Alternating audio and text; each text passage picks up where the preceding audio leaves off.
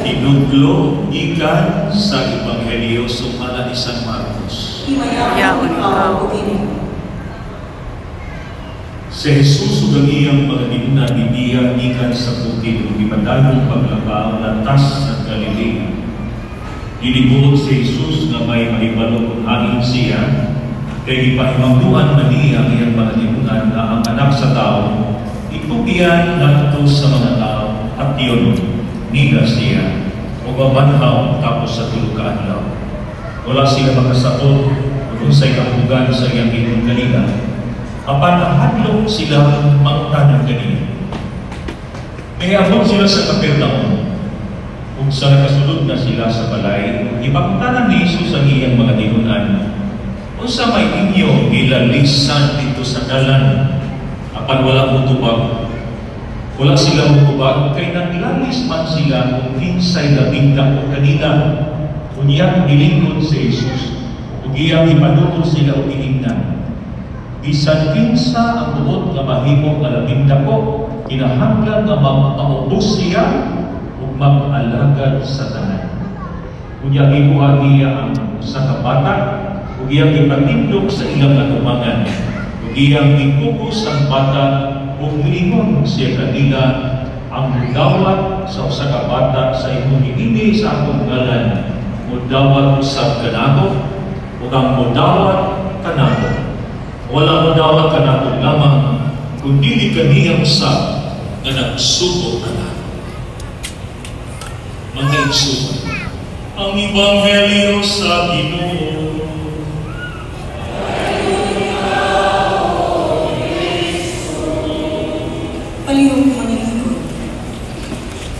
Usbon ko maradyaw na buntag sa tanan. Maradyaw na buntag sa happy anniversary sa ika-32 na ka-anyos. Dakong grasya. Akong giuluhan ang akong amalantong karon niini nga mga linya. Greatness by doing God's will and surrendering our life to Him in the service of others. Kabalo ba mo nga ang pinaka-nindot na pag-ampo sa magkahapon? What is the most beautiful prayer? Is the prayer, Lord, your will be done.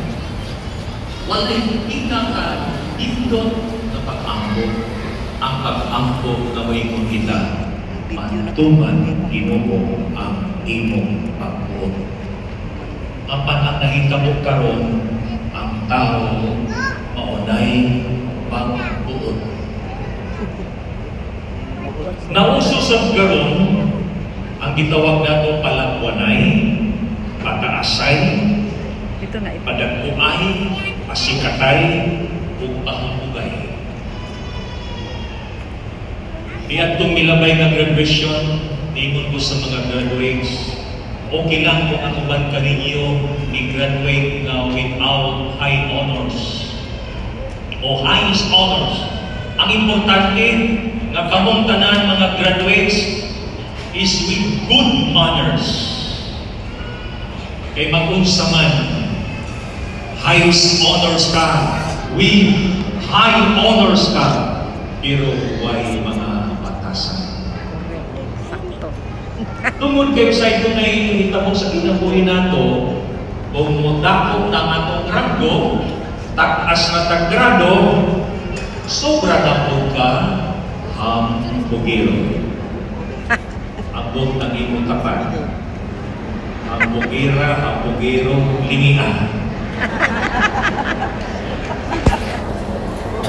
Usahay, grabe na ito ka-particular sa atong mga titles. Na ay mga pagay masuko kung dili nila malitok sa mga tamang Reverend Father.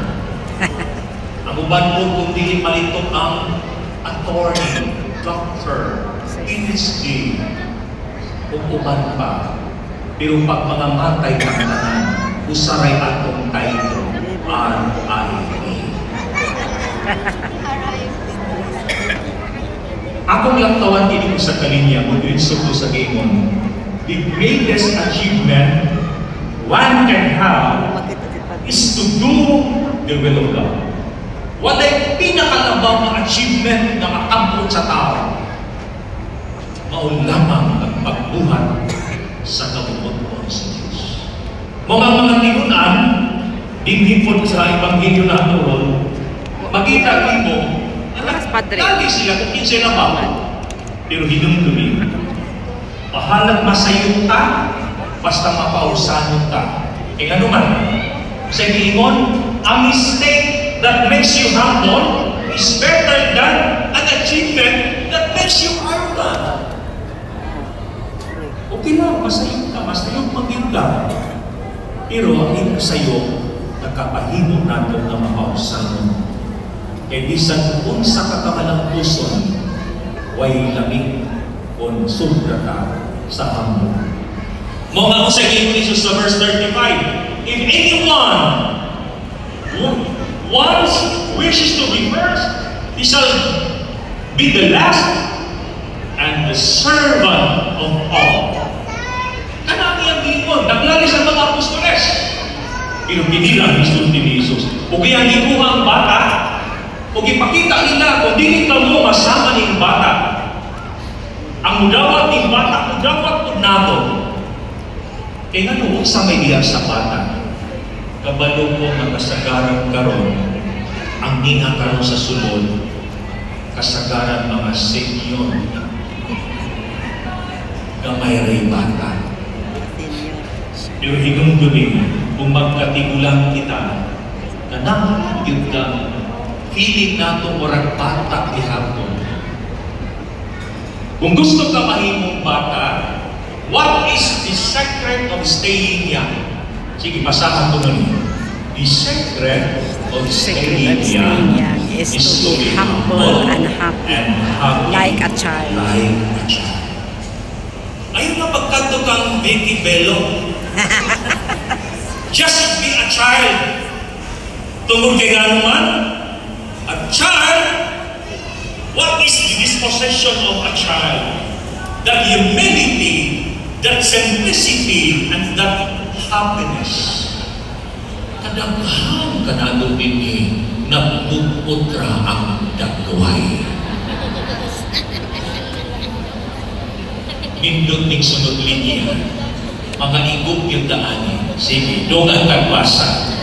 Ang uban, wa pagani mamatay, mura na minatay. Kay kalipay, kanunay ra, nagkusmod ang dagway. Hindi ang inyong tapat, kung buhi pa na, pakay na. Buhi pa. Buhi pang lako, pero murang minatay. Ano ay kalipay? O kasagaran, mausap gini ang nahitabo natin. Ako nalipay din ko nga ni aning couples for Christ not only for the Diocese of Surigao, kundi sa intiro kalibutan kay ganuman. Kini nga pundo o hindi ang makahatag o dugang kinabuhi sa mga magtiayon sa mga pamilya. Pwede papalakpakan na ito. Salamat kayo ninyo. Gagini ang naghatag o dugang kalipay o puso sa mga magtiayon sa matag pamilya. O kahibalo ko na dili masayon ang pagservisyo, pagsakripisyo. E nga naman, dili masayon mga lagad. Pero yun to me, the true greatness is true service and self-sacrifice. Kini mga magtiayon, grabe ninyo magwanta. Makita man sa inyo mga wayong mga hinsura. Ang uban, wala ito na upaw na. Ang mga asawa, kulang nag-ipon. Tungod sa kalisod, sa panagtiayon, o labi na sa pagkabiligan. Pero tagaan ko ng ko gini. The 5 key concepts of true and humble service. Una, collaboration, not competition. Ang mga tinunan naglalis ng kompetensya sila. Ganit ingon ni Santiago sa ikaduhang pagbasa, ang kasina, ang kaibog, pagkumpisay, mo ni problema usap. Pero ang hagit ni Jesus sa pagpangalagad, it's collaboration, not competition. Kaya bisan sa simbahan, kita na ko'y sige nag-away. Sa simbahan, kita na ko'y mag-unay. Para magtinabangay. Sa pamilya, dapat magtinabangay. Dili paindigay, dili palapagay, dili kompetensyahay. Amen ba? Amen. Collaboration, not competition. Doon ay mga anak si kompetensya. Mabitaw, dili maayo mo lingon ang sa kaginikanan na nganong ang iyong mangun, nganong ang iyong magulang, bright man. Ikaw bulok-bulok man. Liwag mo kang papa man. Collaboration. Ang collaboration nagpasabot kini, there is a sense of ownership.